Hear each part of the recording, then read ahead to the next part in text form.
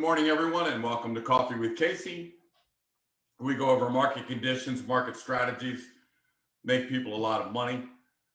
Today, we have a busy schedule. I've invited Billy to come in here. He did something that was really impressive and made some sellers a lot of money in the last couple of weeks. So I wanted to talk about it and show you some pictures of that.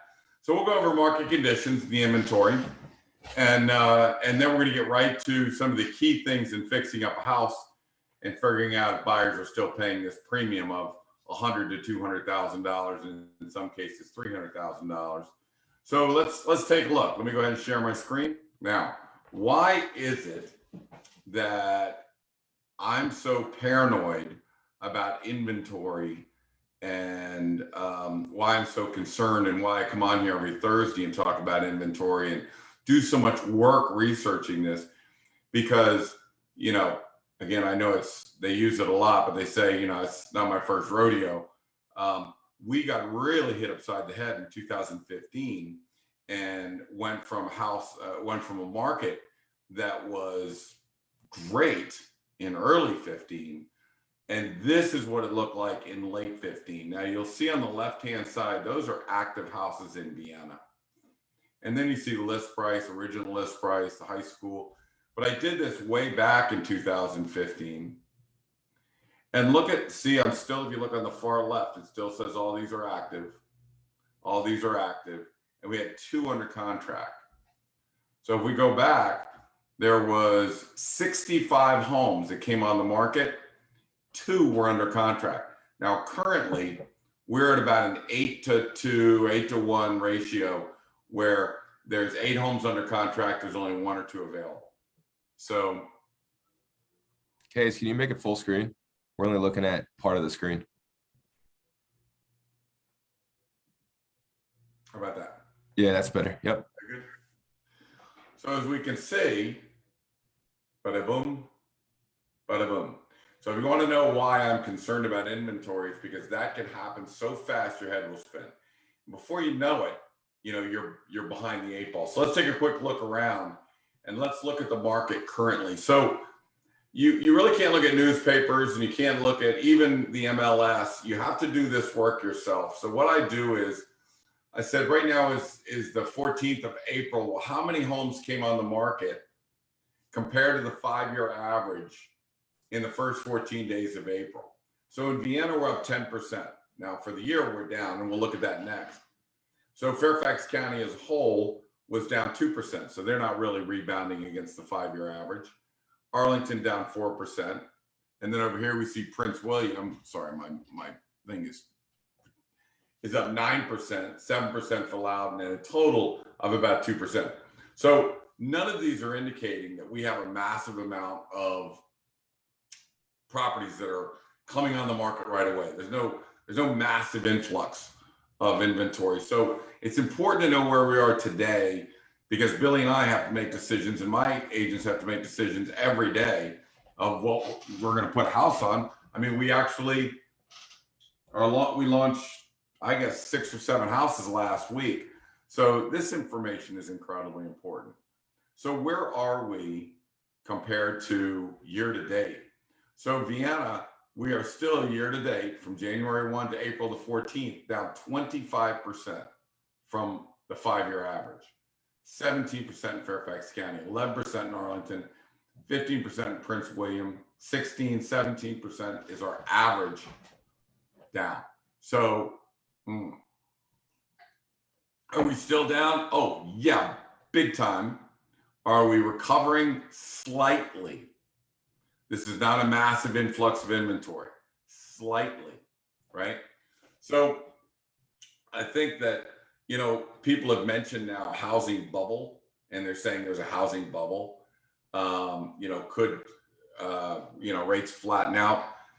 The bottom line is it's not 205 or 207. That was just crazy. They were letting anybody that could, fog up a mirror buy a house.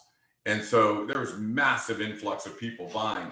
Today, the buyers are, have cash, You've got a lot of tech buyers moving into town, a lot of doctors moving into town. So there are not just buyers, there are very big, strong, well-qualified buyers coming into town. All the tech industries are changing over. So as far as our markets in Northern Virginia and around, Vienna within 10, 15 miles, that is all, strong as an ox and not going anywhere. Now, people are paying a premium. People are paying a premium. And this week, Billy, I would say the last probably 5 houses that we sold have a premium. Well, you got one of $300,000 on a house over in Vienna, but they're averaging probably $150,000 to $160,000 per house. So why is that premium still here? Well, that premium is here because there's no inventory and people have to get a house and they really don't care. They're willing to pay an extra $150,000. They don't want to, but they have to. People are desperate to buy houses. So when there is more inventory, then they'll stop paying that. So for now, the sellers are getting a premium. They are making out like bandits. That's why the strategy is get your house on the market now if you're thinking about selling before the inventory shows up. So there's another thing we always look at, how many homes, what percentage of the homes are under contract? So in Arlington, 75% of the homes are under contract. Now remember, if anything over 60% is over contract, you're in a seller's market. So look how strong some of these markets are. Now, the other day, we looked at this and, we were all in the 80s, 70s and 80s. But the bottom line is that currently our average is about 73% and the March average is about 72%. I can't see because that's, 73 and 72%. So we haven't moved. I mean, we still have that first 2 weeks of April. We are still in a huge seller's market. The inventory hasn't shown up, although it's improving a little bit. But remember, there's 2 spring markets. The one spring market is early, January, February, March. Then there's a break in early April for Easter and, everybody goes on vacation, spring break. Then the second part comes from April 15th right on up until June 15th. So here we go. We're starting our second spring market and things are starting to fly. Now, why else do we know that? How else do we read this, right? So what we look at when we put a house on the market is what the buyer pool is. So this is the summer buyer pool of last year. See how this house, they only have 130 people interested and 87. And the favorites tell us how many people really want to put in a contract on this house, right? That's what it looked like about a month and a half ago, right? Look at the 66 favorites, 40, 23. Look at how strong the buyer pools are. Here's today's. So we still have some good, strong buyer pools. Sorry about that. Still have good, strong buyer pools, right? Big. This is not as strong as it was, but it still looks good and we're still getting big contracts in. So when we get ready to put a house on the market, we're checking these numbers to make sure. And of course, you can see 2 are active, 2 just came on, but all the rest of these are all in the contract. The average amount of money that we're making over our customary value is probably about $150,000. All right. Okay. So let me see if that's it. Oh, well, this is why that's important, guys, because by the number of favorites we have, which is in blue, that tells us how many contracts we're going to have that's in green. Okay. All right. So that's the market for now. And what I'd like to talk about now, we're going to move on. The reason why Billy is here is because, the whole key to this, the reason why I feel that the other agents that have been doing this for a long time, like I have, why their days on market is 10 times higher than ours, why their prices are lower than ours, their percentage of assessment is lower than ours. Why is that? Well, I've got 6 people on my staff, like Billy and Morgan and Kelly and Colby, Pat and Pam. And what Billy and Morgan and Colby, they bring this taste, they need to see a transitional house. They are our buyer pool. So they're preparing these houses for today's buyers, right? And that is so critical. And I really credit not just the pricing with how we price our strategy, but also how they prepare the homes. And we're going to talk about that right now. And let's get into that. But I want to start with a quick story, real quick story.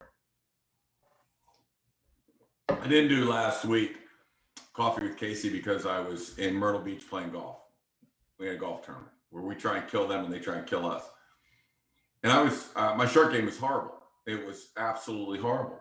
And so immediately I got back to Billy. It was so bad that I was pin high in 2 and I got a 7. That's how bad it was. So I came back to the pro at International. Billy had some lessons. They said he was great. So I went back and I said, can you look at this? And immediately figured out what I was doing wrong and why I was closing my club, blah, blah, blah, blah, blah. And so I started hitting it perfect again.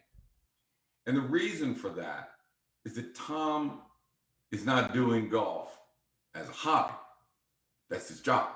He's a professional. It's not a hobby for him. That's what he does.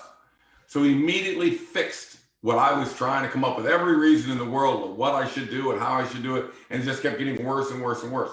So, when we say that real estate is not a hobby, real estate is a business. There is $150,000, $200,000 at stake. This is no place for a hobby. Now I'm going to give you a percentage. In my estimate, 95% of the realtors today, it is a hobby. It is not a profession. It is a hobby. If you do less than $8 million a year in production, it's a hobby. You don't have enough experience. You don't have enough buyer reactions. You don't have enough, to get the house prepared, the contracts the way you need to do them, the marketing strategies you need to have.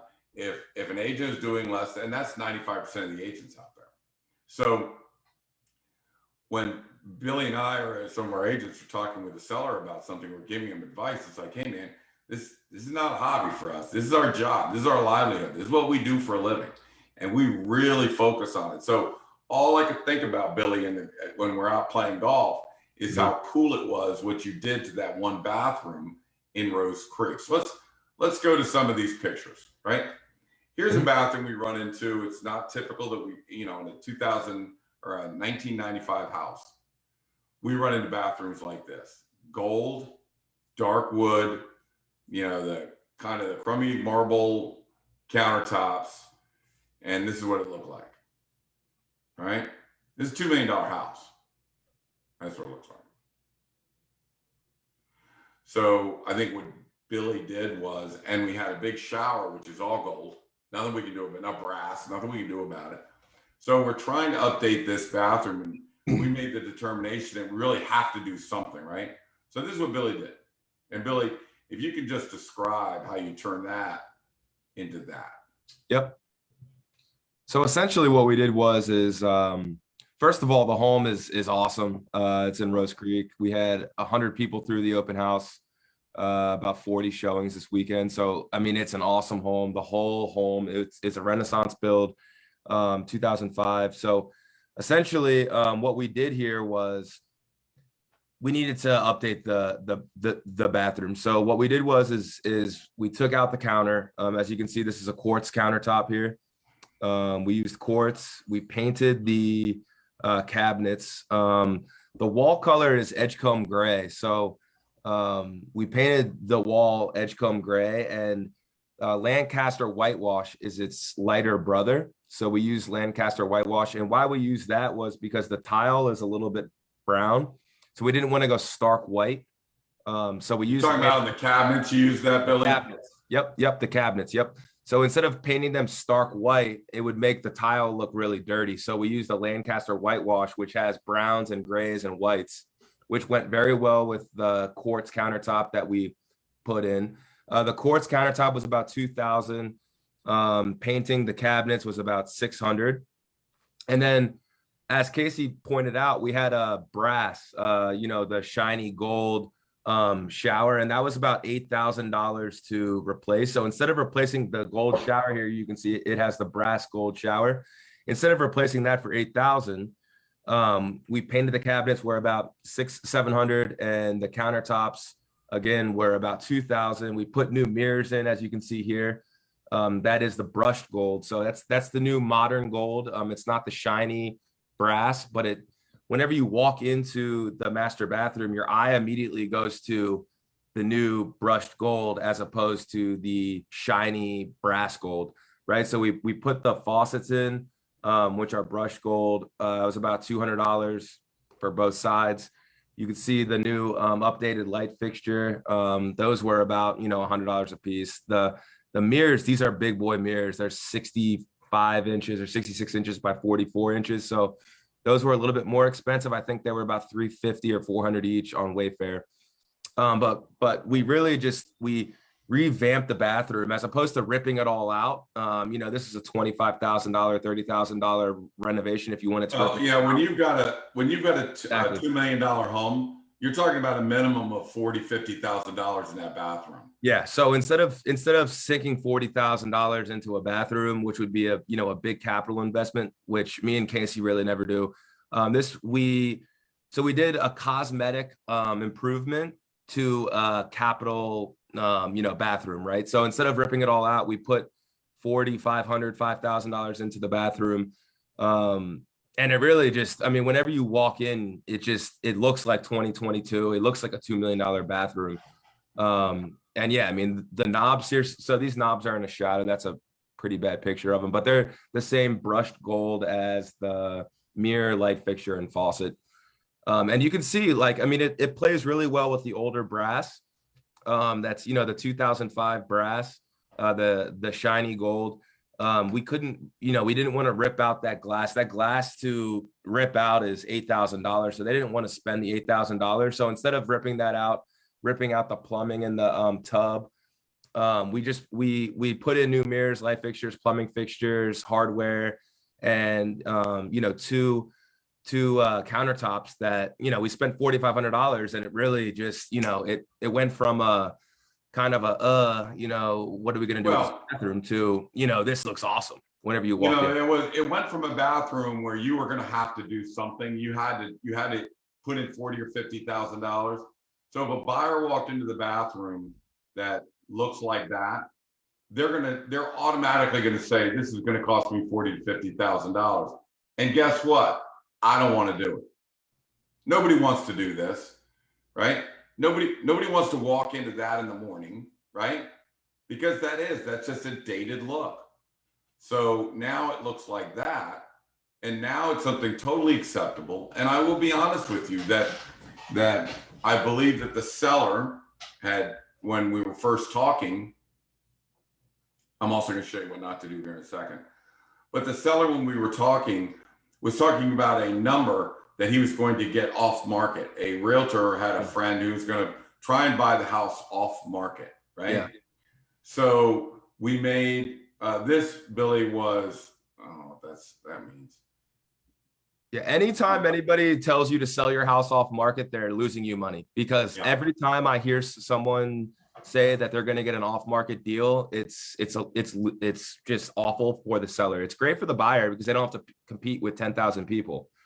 Our outreach, Casey, I think is 10 to 15,000 people on social media. We get, again, this house is a $2 million home in Oakton. We had 150 people through. Oak Valley had probably 200 people through. So anytime you hear someone say, oh, we're going to sell off market, or, we have this great buyer off market, you're losing money. Essentially you're losing money. So this buyer, they put in about 35,000, I think, with all of the painting and whatnot that we did. But some the bathroom fix up was 4 of it, right? Yes, correct. The bathroom was about 4,500. They painted the whole home, which is an 8,000 square foot home. I think, our total investment, again, I don't want to give an exact number, but it was probably between 25 and 30,000. And we made them probably 250,000 over what their off market deal would have been. Well, their off market deal was $315,000 less Right. than what they finally got on the home. Right. So the 315,000 was the number he was thinking about taking without doing any of the work. Well, I don't want to do the work. I'm thinking about taking this number. We convinced him to, put the house in good condition, introduce it to 10, 15,000 people, have 100 people walk through the house, get 8 contracts in, and he walked with $315,000. Now, for some people, that's not a big deal. We all only have so much time, energy, and money. And for some people, energy is the most important thing they have or don't have. So time, energy, and money is what we're dealing with here. So, to invest, in this case, $30,000 to make $315,000, that's just the way you have to go.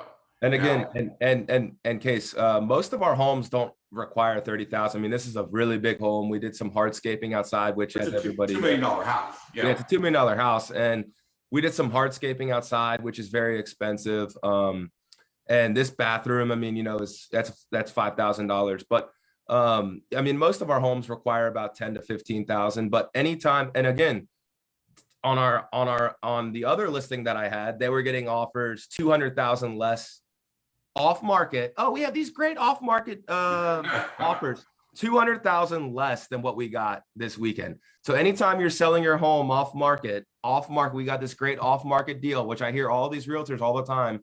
These big listing teams, they say that they have we have buyers in the waiting. Yeah, we do too. I do too. I mean, me and Casey, our team does too. But I represent the seller. Casey represents the seller. We're a listing team. Anytime you hear that there's an off-market deal where you only have 1 buyer or 2 buyers, it's awful for you. So yeah, again, go ahead, Casey. We had a house where somebody wanted X amount of dollars, and if somebody came in and offered them $100,000 more than that, they would have taken it. But the house sold for $300,000 more than that. Right. So on that off-market deal, they would have lost $200,000. So I'm not saying this is going to last. I'm just saying there's a premium. There's a premium out there that people are paying for houses now because there are none. They need a house. There are none. Right. They do, they're not patient, want to wait for all the inventory to come. They're out there buying right now. And again, I'm going to take it back. Yeah. I'm going to take it back. Yeah. I mean, look at the buyer pools that are in here. I mean, there's 867 people that were looking at that house right there. 35 of them had it as a favorite. So I could tell you how many contracts are coming in and how big and strong the buyer pools are. And again, I keep taking everybody back to the fact that we don't want to go back to that. Yeah, right. If you have an off-market buyer in this environment, great, take it. If there's 52 homes on the market and there's an off-market, I have a buyer, it's an off-market transaction. Yeah, take it if there's 52 homes on the market. But if there's 1 for every 52 buyers, I mean, I wouldn't take it. I mean, people can do whatever they want. We make people a ton of money by exposing it to the entire marketplace and using our marketing techniques and our analytics and whatnot. But anyways, let me take you to another thing, Billy. Now, so when we come in, again, we're going to give people advice on what they need to do, and the advice is because we've seen a lot of things, right? So I'm going to try and find this picture for you that you can see. There it is. I'm going to go back live here. If I can figure out how to do it. All right, let me go back to this. Now let me show you about cutting corners. Let's talk about cutting corners for a second.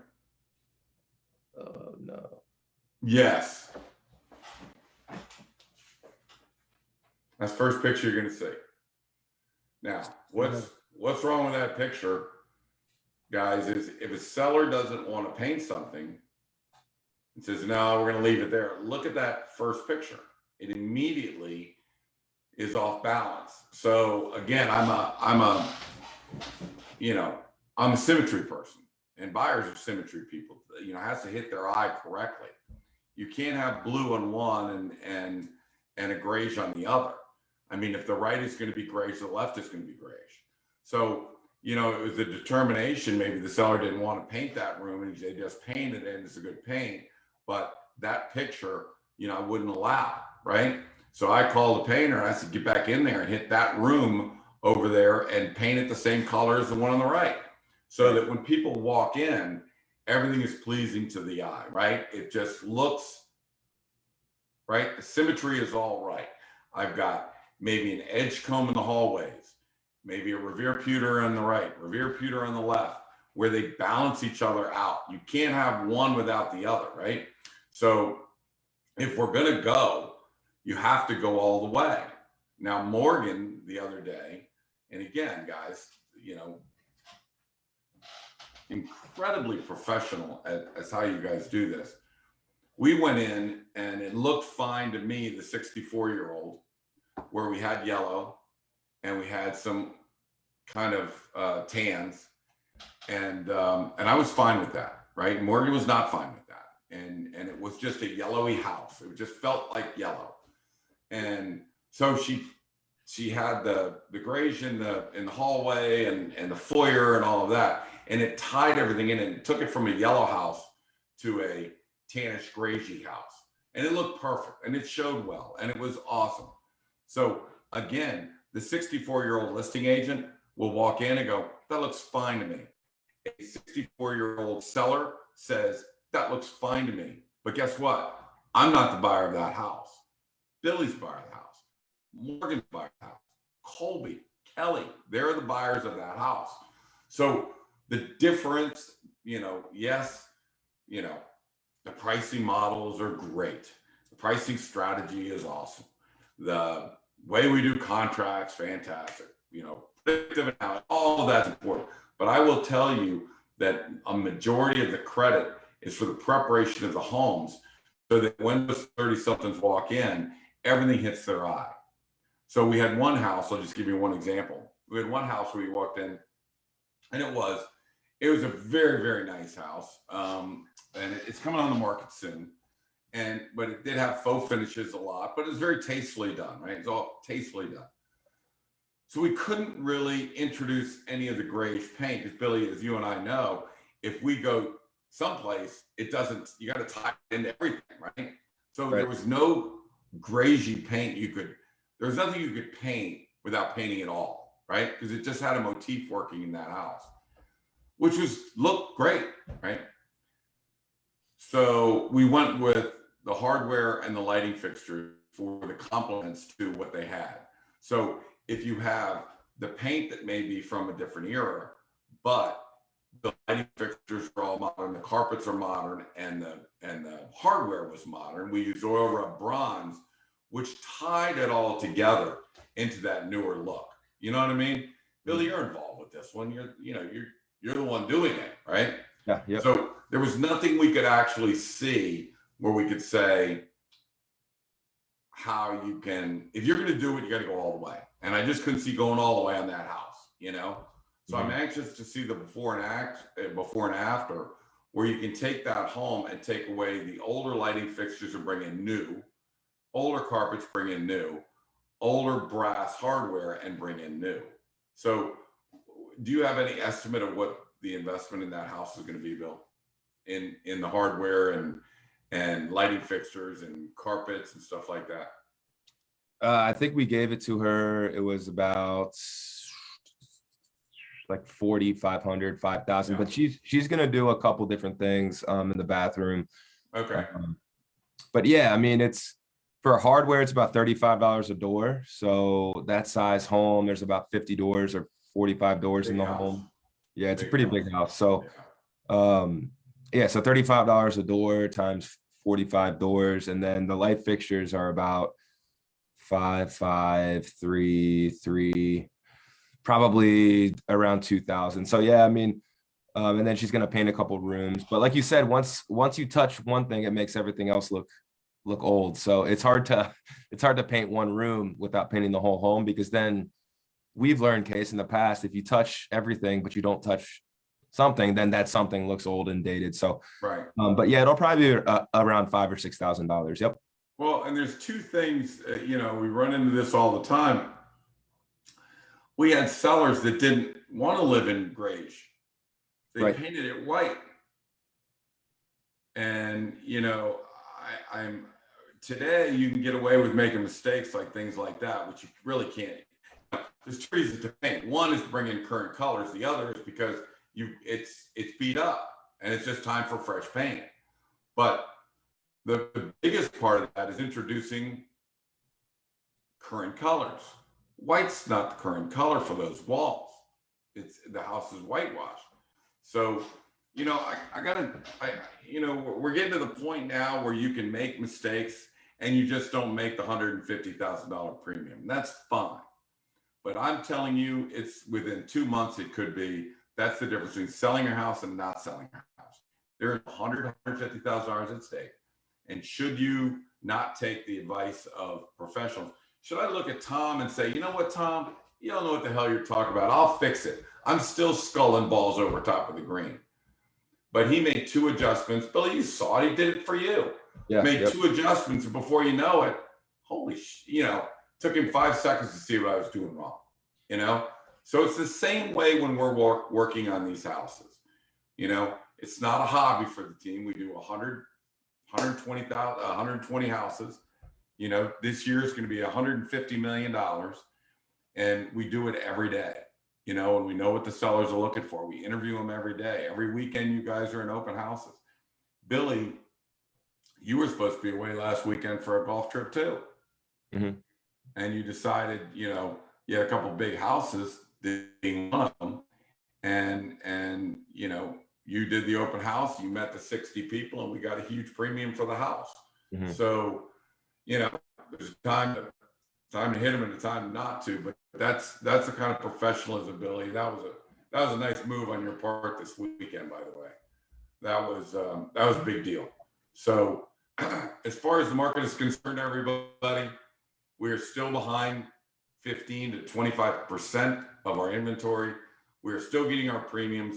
We're still getting between 100 and 300 or 400, $300,000 over what I would consider to be a customary value for the house. There is no massive inventory. As far as fixing up the house is concerned, I think Billy showed us a new way of how to really take an older bathroom and instead of spending $40,000, spend a fraction of that to update it and tie the whole thing together. And we're looking at what to do. We need to have balance, right? We need to paint both of them the same way. Mm-hmm. So anyways, we go from giving opinions to strong opinions to we're not going to take the listing. So, because there's a lot of money at stake. All right. And sometimes we treat your money like our money, that we want the top dollar for what we do. Yeah. Right? And Kay, it's just one thing before we sign off. I would just caution everybody that what we've seen the last 3 months might not be here for 3 months moving forward. I mean, things can turn very quickly as we saw interest rates rising close to 5%, inventory starting to come back a bit. On the 2 homes that I had this week, we had great offers, but I think our team is starting to see a little bit of a reduction in the numbers of offers. People are still very strong in their offers, but the number of offers, we're not seeing 30 or 40 offers now. We're seeing 10 offers. So I'm not saying it's coming to a standstill. It's just, and the market's still very strong, like you're saying, Case. I mean, inventory is still off, but if 20 homes hit the market this weekend or next weekend after everybody comes back from spring break, things might, just slow down a bit. So it's just something, for us, me and you to watch moving forward. But the market's still strong. As you said, the spring market before spring break and the spring market after spring break, there's 2 different markets. Yeah, there are 2 different markets, right? So it's something to keep an eye on. But yeah, I mean, moving forward, we're still going to be strong. And I think that this weekend we're going to have a couple great listings before Easter. All right, buddy. All right, keep an eye on what's coming on the market. There's good stuff coming. My name is Casey Samson. You've been listening to Billy Samson, who joined me on here today. You can reach me at 703-508-2535. If you're wondering what your house is worth, just text me your address to 703-508-2535, or you can catch me at casey@caseysamson.com. I'll see you next Thursday morning. Billy, give me your contact information in case people want to contact you. If you need me, you can text Casey at 703-508-2535. See how well trained you is. I'll see you, brother. Yep. All right, guys. We'll see you next Thursday. Bye now.